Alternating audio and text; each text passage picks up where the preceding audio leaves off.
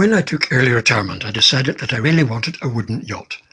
My requirements were for a shallow draft for exploring rivers and creeks, solid and easy to handle when sailing solo, a decent-sized chart table, 4 berths, and a good engine. Dabchick fulfilled all my criteria.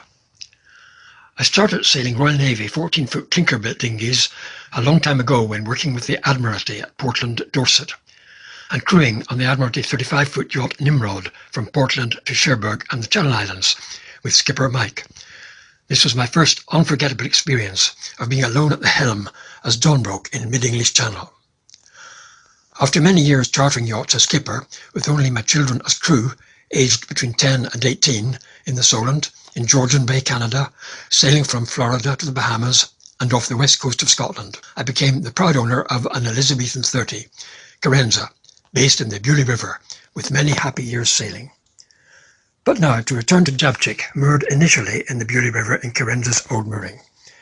I inspected 3 Peter Duck yachts and knew that this Laurent Giles design craft would really suit my requirements. With a length of 8.6 metres and a shallow draft of around 1.2 metres, with a good chart table and a 28 horsepower diesel engine.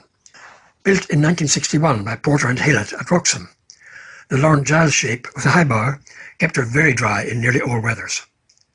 Having read Roger Wardale's book Nancy Blackett, with Arthur Ransom experiences on the original Peter Duck, I knew that this was the yacht for me. I could see that the Ketch rig, with an added furling gear for the foresail, was a boat which I could comfortably sail on my own. Skipper David at the helm for a sunny sail in the Solent before entering the peaceful Beaulieu River.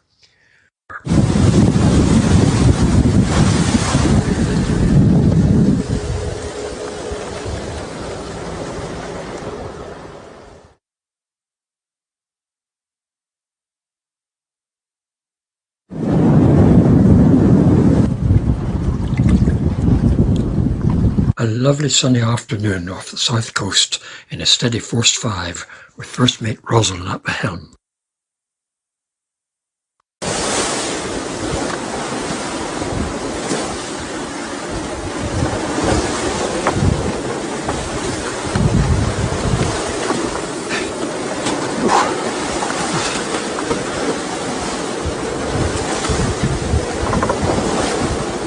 Off Cornwall, Brother Robin at helm. And leaving Ramsgate Harbour, Brother Ewan in a good breeze. Hello, skipper. Hello, first mate. My oldest and able crew member at 89, my ex-Royal Navy stepfather enjoying a blustery day in the Solent. My children were now living far away. Nevertheless, Philip, Chris and Helen all managed day sails on Dabchick, with long past memories of Carentan. The forecabin has ample storage, including anchor chain. I fitted an electric knee-operated switch for the water pump to reduce water consumption. The wet locker is behind the sink area. Moving forward is the cabin with folded berth backs. These give comfortable sleeping and plenty of storage space, both behind the backs and above, as seen here. Note the wide engine cover and the 4 vertical grab rails, which provide good support in rough weather. The galley is adequate and the chart table is an excellent size. Note the meters which I installed to monitor battery states and solar panel charging current. Finally, I made a solid bar as a seat which slid into the grab rail space. I found this a useful position for sitting in wet or cold weather when using the auto helm, with only my head and shoulders above the cabin roof. The bar could be removed in seconds to go back to the tiller when necessary. The Peter Duck deep cockpit was much appreciated, especially in heavy weather. I built the rack for folded charts and paddy books, and also the removable GPS holder beside the depth repeater. Another addition was removable corner seats. The construction was extremely simple, as shown in these photos. This enabled the helmsperson to sit comfortably with a clear view ahead over the cabin top.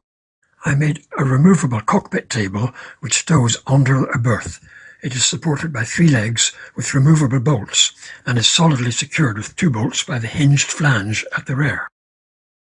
The table could be mounted or stowed in less than 2 minutes, and we have many happy memories of G&T or meals after a long day sailing. A stunning sunset moored in the Beaulieu River. A lovely spring mooring within sight of the historic village of Buckler's Hard. And a nice mooring position far up the Beaulieu River, tucked away safely.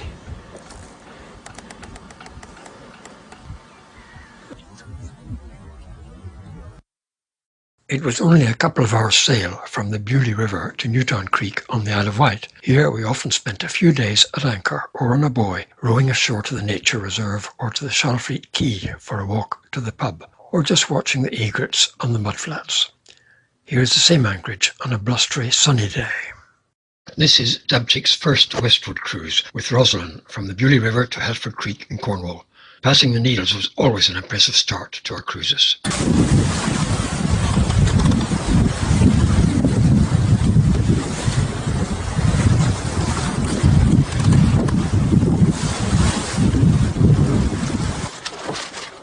Studland, Lord Harry's Rocks, and Studland just around the corner, which we can't see.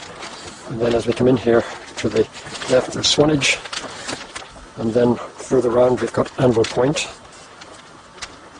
and its lighthouse. Just coming up to 1:15, and we're just abeam of St Albans Head on their engine, doing about 5 knots through the water, 6 knots through, and there's St Albans Head. The head is Weymouth Bay. We've just passed Portland Bill with quite a hefty bit of the race still in. But Rosalind loved it. Another boat was following us. There we are, round to Portland Bill. It's been dry so far, it was raining all night. Passing Berry Head into the River Dart, we continued up to Totnes, with our shallow draft making it very easy compared to Carentan. We continued past Start Point Light to Salcombe and onto the peaceful River Fal to Truro. From here we headed back and eastward and up the Timar to the St Germain River and the lovely calm deep anchorage at Dandyhole. At Dandyhole, a beautiful anchorage. We've just gone for a little row in our lovely wooden, and it is really, isn't it? Continuing homeward and rounding Berry Head, we decided to make a detour via Exmouth to Topsham, again taking advantage of Dabchick's shallow draft to motor sail up the very bendy River Exe. From Topsham, we headed east across Lime Bay, and this time outside the Portland Race, approaching St Albans Head at sunset, and continuing to the Needles and onto our Beaulieu River mooring. We sailed to Cherbourg, then past Barfleur to Saint-Va.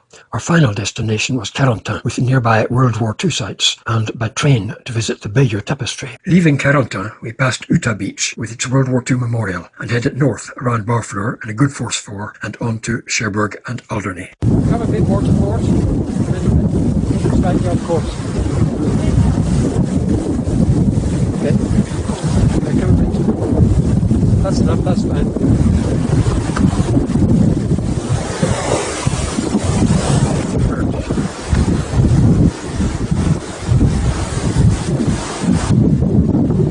Tower on the island, Saint-Va. Barfleur, course 5. Leaving Alderney behind, heading 20 degrees east of north on a beautiful summer, late summer, cool day with a lovely southwest force 4 breeze. Couldn't be better. Now Dabchick is entering the east and then west shipping lanes, using the hand-bearing compass to adjust our course to pass either ahead or astern of each of the large ships. Sometimes this can be quite tense, but the visibility is excellent.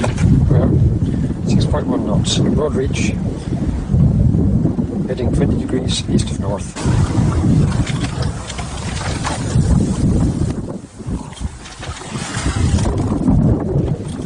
I could put ship crossing ahead of us. East of the channel. We've crossed the east shipping lane now.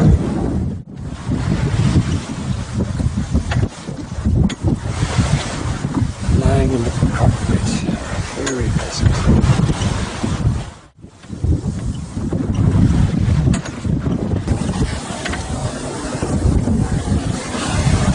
No problem. That's nearly quite home.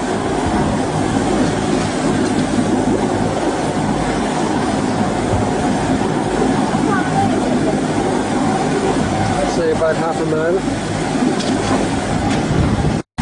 Will we or won't we pass in front of him? It was a relief to be past the Vaast and the West ships and relax for the rest of the sail to the Solent. We came in through the Needles, 9:30 in the evening. Home at our Beaulieu River mooring, some routine maintenance on the mast by Roslin.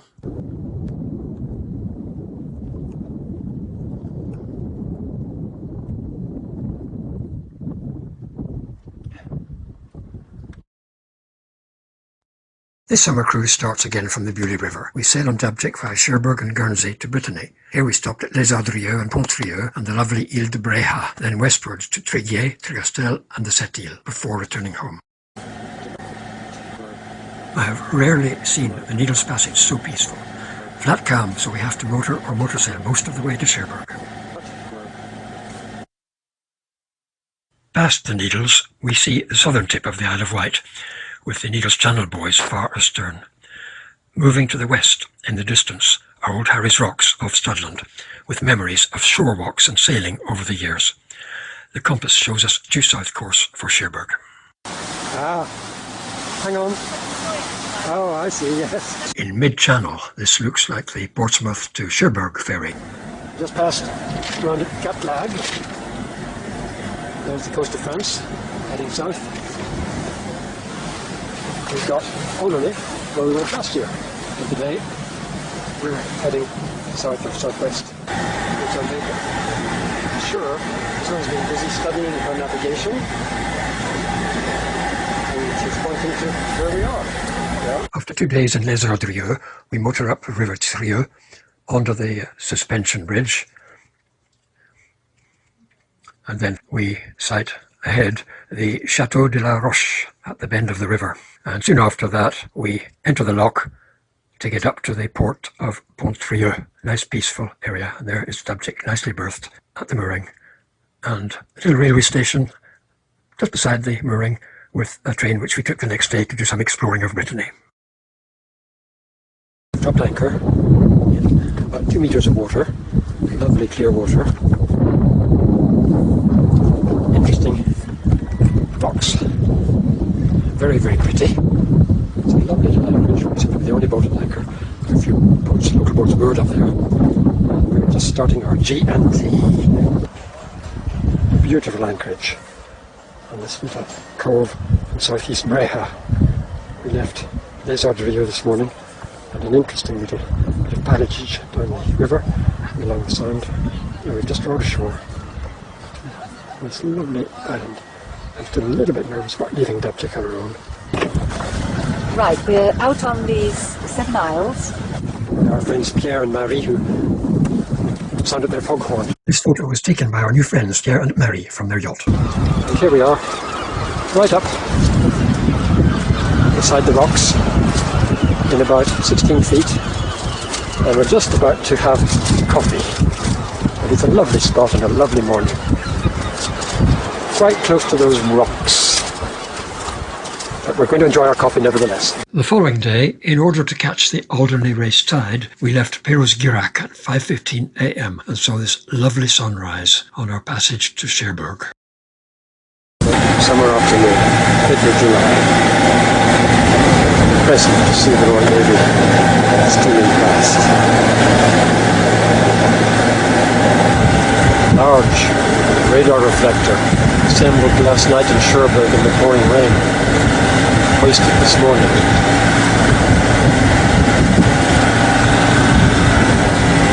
Otherwise it looks pretty grey and gloomy out there. Bridges buoy off the Needles after crossing the channel from Cherbourg. A relief to be rounding this buoy. It was very reassuring to have passed the Needles in this fog and then proceed up the Solent to the Beaulieu River. The following year, we left the Beaulieu River to sail via Paris to our new mooring at Faversham, from where we sailed to Dabchick for many years to explore the east coast and Holland.